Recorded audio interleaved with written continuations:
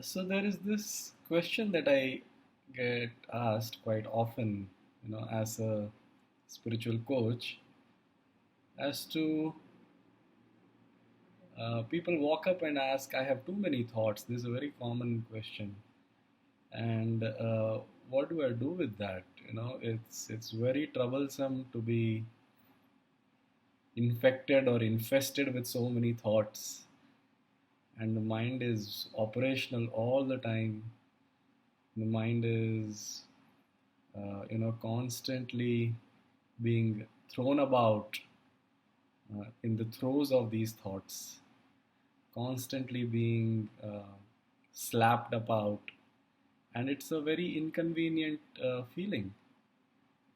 It's not something that I am happy to live with, and I would definitely want my thoughts to be far lesser so that my inner climate is becomes livable with.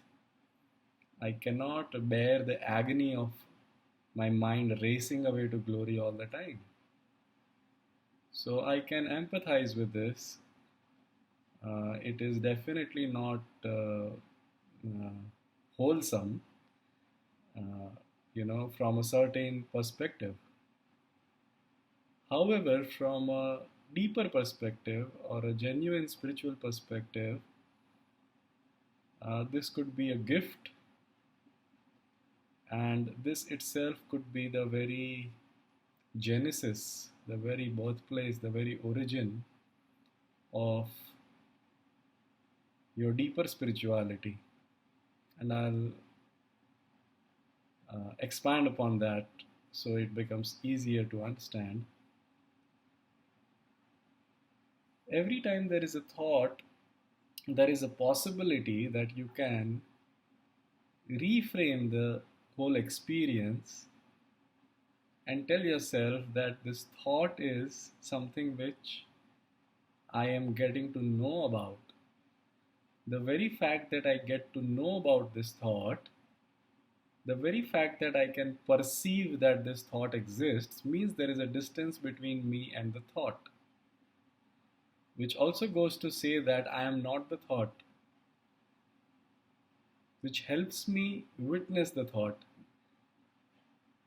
So every time, so people who are, uh, I would say, gifted with a racing mind have this greater opportunity because it is like the door is being knocked more often, you know. So you have greater opportunity to create disidentification with your thought.